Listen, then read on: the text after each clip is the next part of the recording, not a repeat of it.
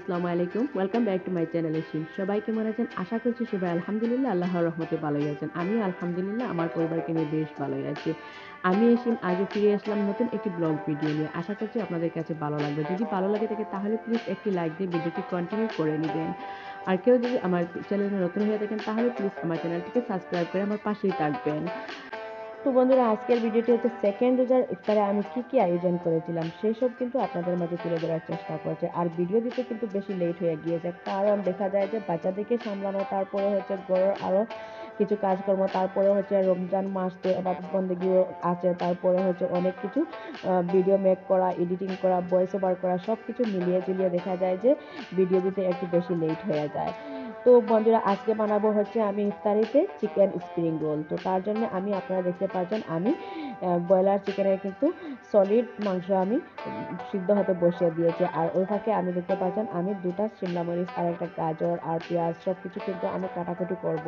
তো chicken spring roll বানানোর জন্য কিন্তু ভিতরে তো আর পুর দিতে হয়, তার জন্য তো ভিতরে পুর রেডি করার জন্য আমি এইসব কাটাকাটি করে নিচ্ছি। তারপরেও হচ্ছে কিন্তু আমি কখনো কিন্তু এইসব কিন্তু বানাই না, আজ কিন্তু ফার্স্ট বানাচ্ছি। কারণ দেখা যায় যে এইসব কিন্তু আমি রান্নাবান্নার প্রতি অত বেশি কিন্তু পারদর্শী না, তারপরেও কিন্তু আমার রান্নাবান্না করতে কিন্তু আমার কিন্তু অনেক বেশি ভালো লাগে। আর নতুন নতুন জিনিস কিন্তু আমি ট্রাই করে আমার পরিবারকে খাওয়াতেও খুব বেশি আমার ভালো লাগে।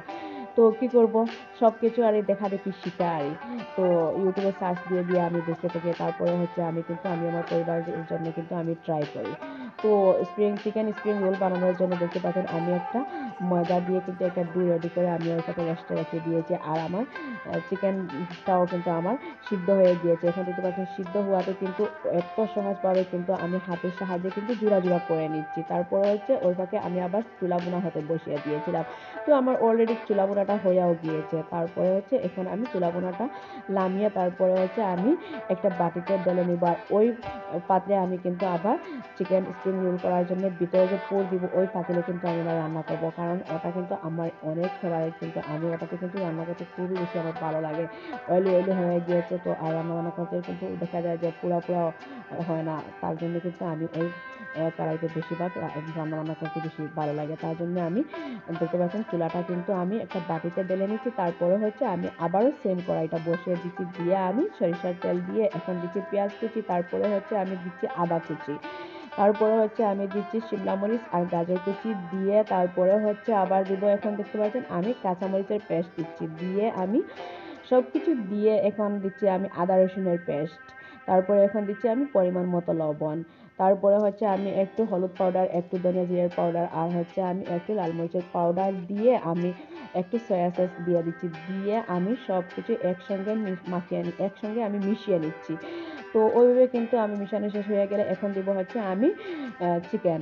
তো চিকেন দিয়ে আমি একসঙ্গে ভালোভাবে কিন্তু নাড়াচাড়া করে একটা পুর রেডি করে নিব। তো পুরটা কিন্তু দিয়ে আমি চিকেন স্প্রিং রোল করব। তো এখন দেখতে পাচ্ছেন কত সুন্দরভাবে কিন্তু আমি ইজিভাবে কিন্তু চিকেন স্প্রিং রোলের জন্য কিন্তু আবার পুরটা রেডি করে নিলাম। আর ওই ফাঁকে কিন্তু আমি এখন এখন কিন্তু আমি চিকেন রোল বানানোর জন্য আমি শিটটা রেডি করে নিব। তো এখন দেখতে পাচ্ছেন আমি কিন্তু সুন্দরভাবে একটা পুরির মতো একটা রুটি বেলে নিব। যতটুকু আমার পক্ষে সম্ভব হবে ততটুকু আমি পাতলা করে নিব। যত বেশি পাতলা হবে তত বেশি কিন্তু স্প্রিং রোলটা কিন্তু বেশি ভালো হবে। তো ওইভাবে কিন্তু আমি পাতলা পাতলা করে আমি চিকেন রোলের জন্য কিন্তু আমি রুটি বেলে নিব। তারপরে হচ্ছে আমি কিন্তু ভিতরে পুর দিয়ে, এখন দেখতে পাচ্ছেন আমি ভিতরে পুর দিচ্ছি, দিয়ে আমি ভালোভাবে কিন্তু হাতের সাহায্যে কিন্তু আমি দুই সাইড উঠিয়ে কিন্তু আমি মুড়িয়ে নিব। ওইভাবে কিন্তু আমি চিকেন স্প্রিং রোলটা বানিয়ে নিব। আর সত্যি বলতে আমি ওইভাবে কিন্তু আমি বানিয়েছি, তারপরে হচ্ছে খেতে কিন্তু দারুণ টেস্টি হয়েছিল কিন্তু। তো না জানা সত্ত্বেও কিন্তু অনেক সুন্দরভাবে কিন্তু আমি করেছিলাম, আর খাওয়ার পরেও কিন্তু অনেক ভালো লাগছে, আর সবাই কিন্তু খাওয়ার পরে কিন্তু প্রশংসাও করেছে। তো দেখতে পাচ্ছেন আমি সেকেন্ড রোলটাও বানিয়ে নিচ্ছি।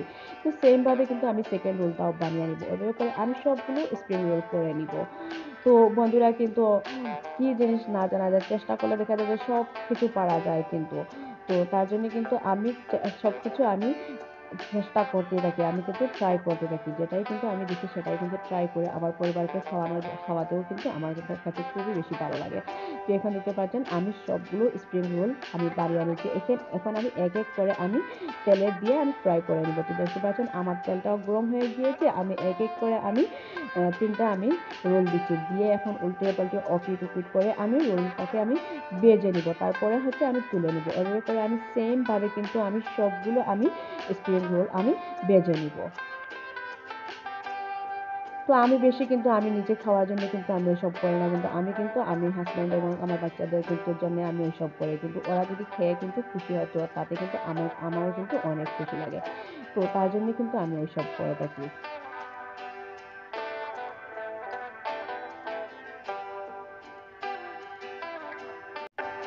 আর পাশের চুলাতে আমি ফ্রাইড রাইস হতে বসিয়ে দিয়েছিলাম। তো ফ্রাইড রাইসটাও আমার পুরোপুরি হয়ে গিয়েছে। এখন শুধুমাত্র ডিম দিব। তো ডিমটা আমি আগে কিন্তু ভেজে রেখেছিলাম জুড়া জুড়া করে। তো এখন আমি ডিমটা দিয়ে দিচ্ছি। দিয়ে আমি মিশিয়ে নামিয়ে নিব। তো আমি সবকিছু দিয়ে আমি কিন্তু ফ্রাইড রাইসটা করে নিচ্ছি। তো আমার ফ্রাইড রাইসটাও হয়ে গিয়েছে। তো ভালোভাবে একসঙ্গে আমি মিশানোর পরে কিন্তু চুলাটা অফ করে দিলেই কিন্তু আমার ফ্রাইড রাইস বানানো শেষ।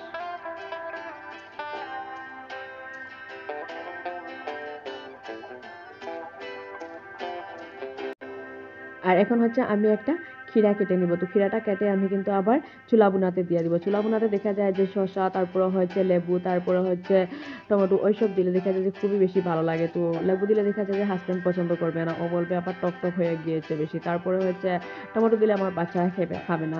তো তার জন্য কিন্তু শুধু শসাই দিচ্ছি। তো শসাটা কেটে আমি টুকরো টুকরো করে কেটে আমি চুলা ভুনাতে দিয়ে দিব। তো চুলা ভুনাতে দিয়ে আমি একসঙ্গে মিক্স করে নিলেই কিন্তু হয়ে যাবে। আর ওইভাবে করলে দেখা যায় যে চুলা ভুনাটা খেতে খুবই বেশি ভালো লাগে। আর এই তো হচ্ছে আমি চুলা ভুনাতে আমি দিয়ে আমি একসঙ্গে ভালোভাবে কিন্তু মিক্স করে নিলেই কিন্তু হয়ে যাবে।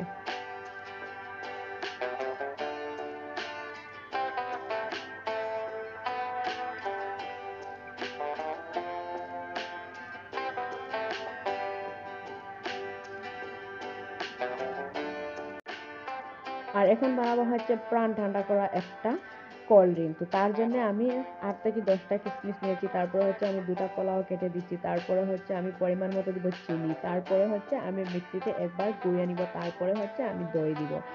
দিয়ে কিন্তু আমি প্রাণ ঠান্ডা করা একটা শরবত করে নিব। আর এই তো হচ্ছে কিশমিশ, তারপরে হচ্ছে কলা, চিনি দিয়ে আমি একবার কিন্তু গুঁড়ো করে নিচ্ছি। তারপরে হচ্ছে এখন দিচ্ছি দই। দই দিয়ে আমি আবারও সবকিছু একসঙ্গে আমি গ্রাইন্ড করে নিব। তারপরে হচ্ছে পানি দিব। আর এখন দেখতে পাচ্ছেন আমি কয়েক টুকরা আমি আইস কিউবও দিয়ে দিচ্ছি। দিয়ে এখন আমি আবারও মিক্সিতে গুলিয়ে নিচ্ছি। তারপরে হচ্ছে এখন দেখতে পাচ্ছেন এখন আমি পরিমাণ মতো পানি দিব। দিয়ে আমি কিন্তু গ্লাসে ঢেলে আবার ফ্রিজে রেখে দিব।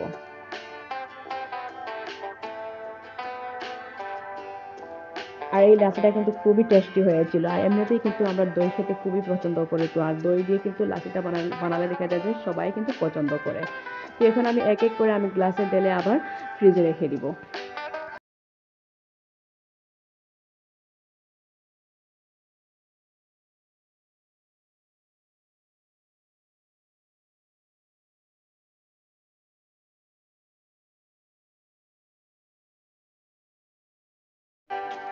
আর বেশি সময় বাকি নাই, হাতে মাত্র ১০ মিনিট টাইম বাকি আছে ইফতারের। আর আমি সবকিছু আমি রেডি করে রেখেছি, সবার জন্য ইফতারটা আমি আনিয়ে রেখেছি। আর এখন সবাই অজু করতে গিয়েছে। আর এখন আমরা কিন্তু সবাই বসে বসে একসঙ্গে দোয়া দরুদ করবো। আর ওই টাইমটাতে কিন্তু দোয়া দরুদ করে আল্লাহ খুবই পছন্দ করেন। আল্লাহ হাফিজ, আসসালামু আলাইকুম।